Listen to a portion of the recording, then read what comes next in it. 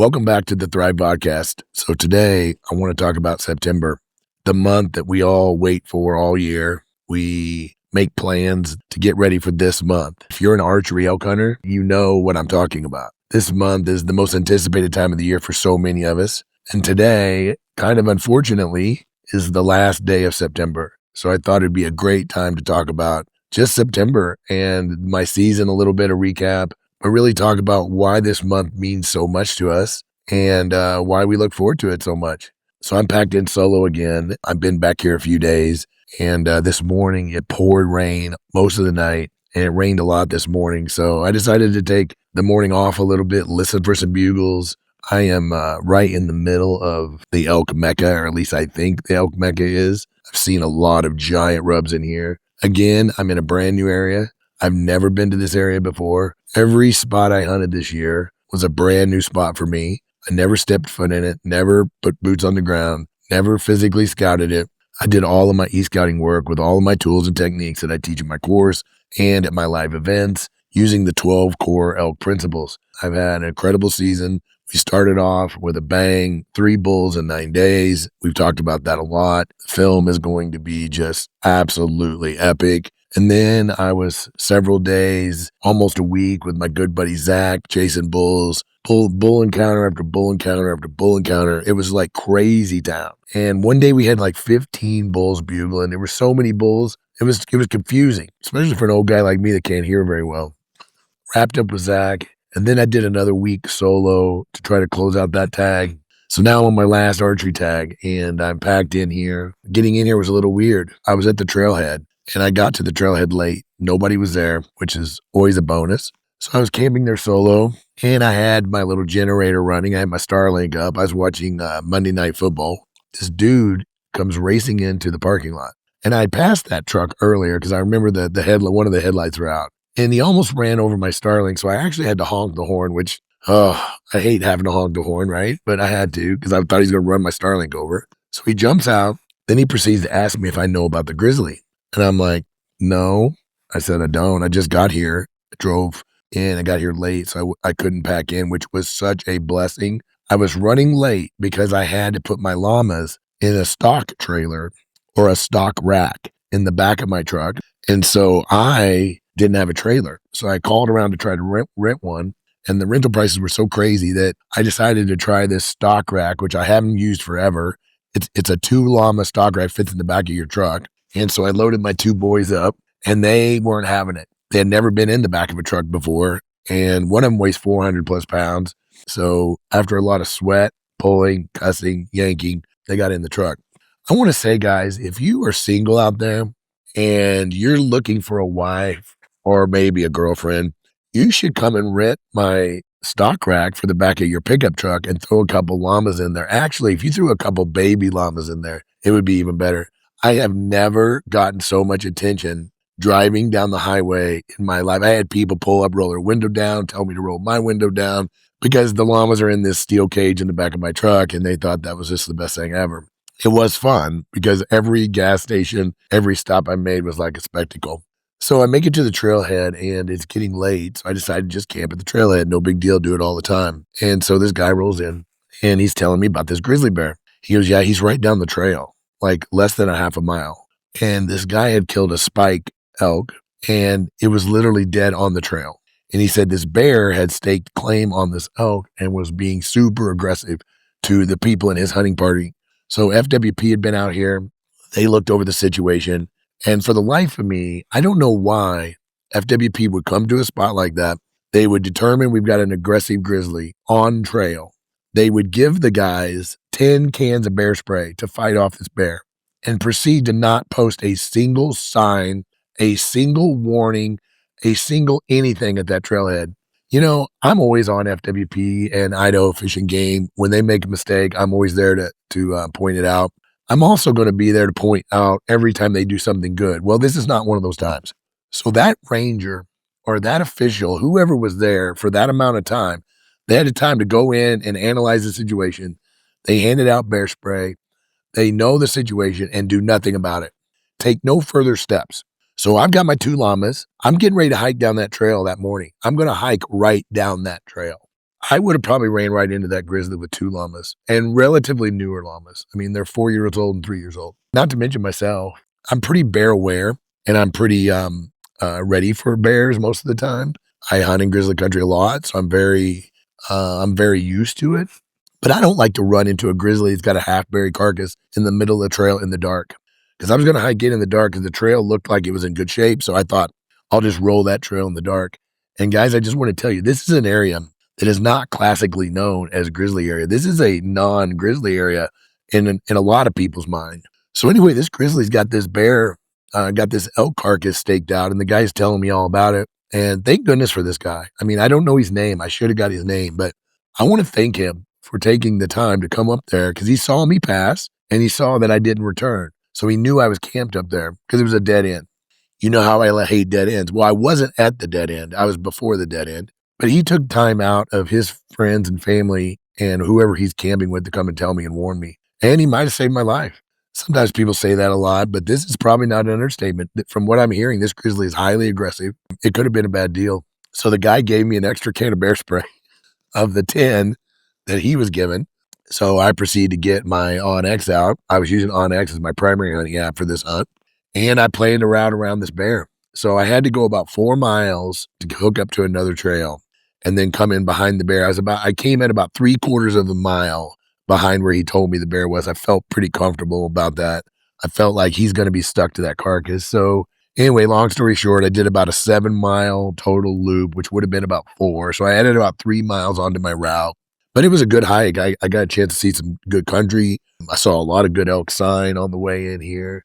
I didn't hear much. It's late season now. The bulls are starting to get quiet, at least in this zone. I know that the end of September can be bangers in some places, but I'm having a little trouble turning up a lot of bugles in here. There's a lot of fresh sign in here. I know they're here, but they're being a little quiet I've only been here a few days. So I make my route. I come into my camp. I get around the bear. Everything's fine.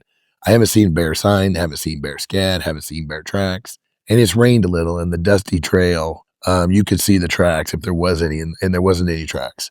So I got into my camp, avoided the bear, and I've been after these bulls, and but they're being very quiet. This morning, I told you I took off so I could just sit and listen a little, drink some coffee and relax, and just kind of look at my maps and kind of figure out where. So I'm going to hunt some edge habitat this afternoon. I'm going to work up to an old burn that's real hard to get to, and I'm going to check out the edge of it. And I think I've got some glassing spots that I can look down into the burn.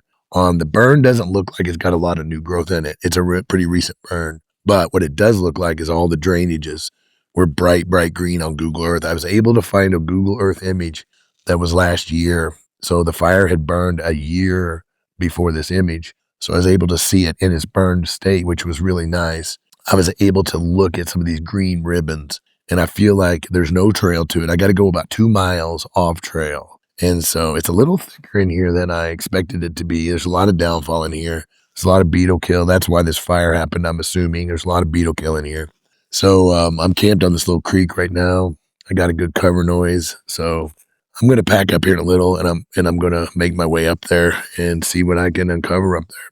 September, it's been pretty magical for me. I didn't even know I was going to have a September. You guys have heard me talk about my quad injury. I tore my quad on a wolf hunt with Brian Call, and the recovery was, and to be honest, the recovery wasn't that bad.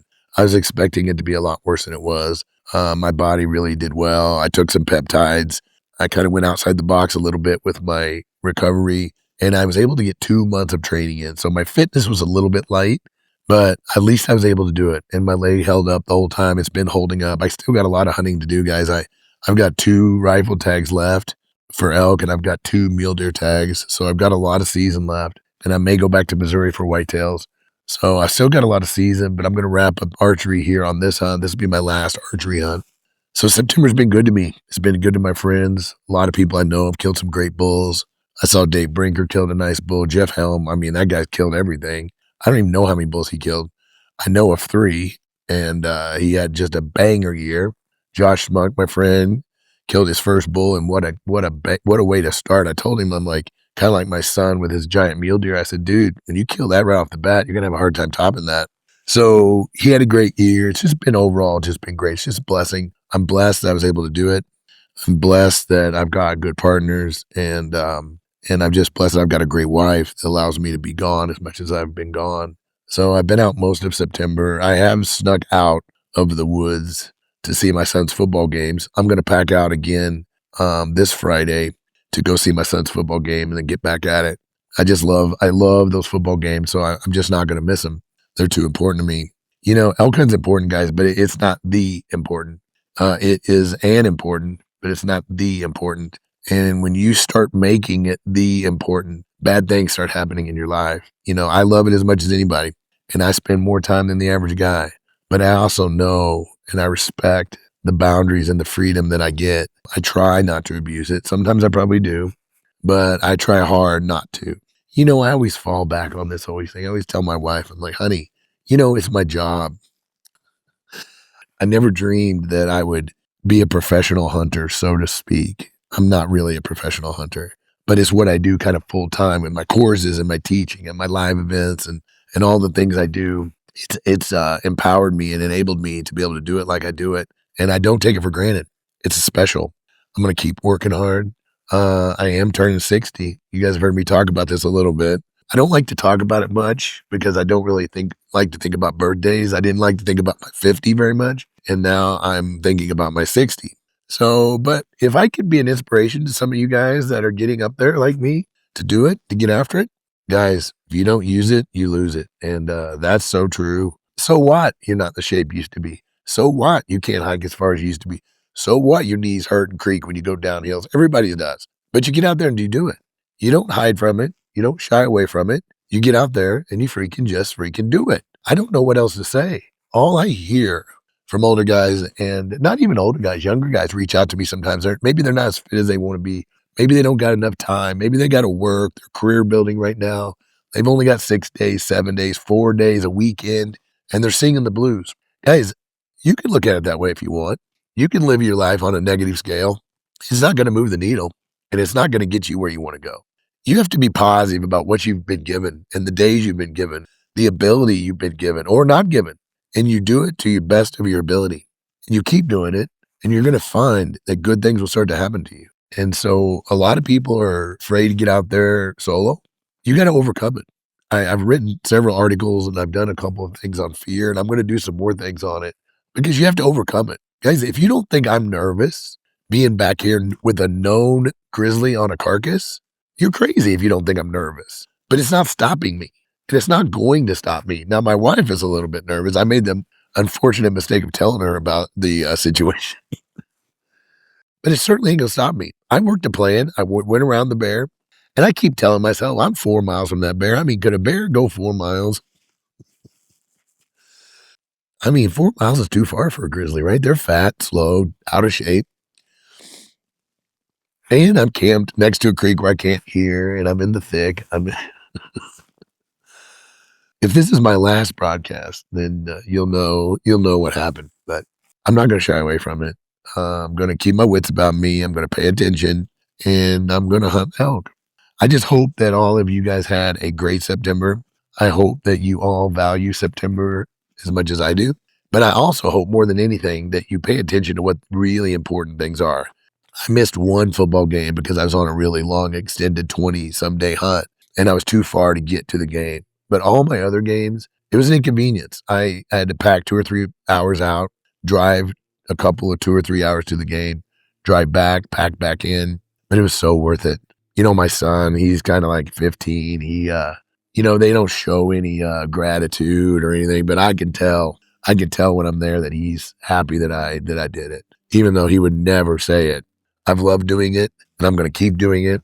And hunting, it just fits in with everything else in your life. So I just wanted to take some time this morning and kind of talk a little bit about September, kind of catch you up on what I'm doing so far and wrapping up this archery season. And I've got a lot of great things coming, guys. I hope you'll stay tuned. We've got a great film coming. I've got some big announcements for some live events next year coming. I've got some updates to some of my courses coming. So I've got a lot more to come, and I've got a lot more planned for this Thrive Vodcast. And I really appreciate you staying with me on this Thrive journey. We didn't know how this was going to work or how it was going to go when I made my deal with PEAX to do this every week, 52 weeks of episodes. That's just not my style, guys. And I wasn't sure I would even like it, but I really enjoyed it. And I hope you've enjoyed it as much as I've enjoyed doing it. I'm about the halfway point here, a little over halfway. So I have more to come. Stay tuned. This is the PEAX Thrive Vodcast, raw, real, built for Western hunters.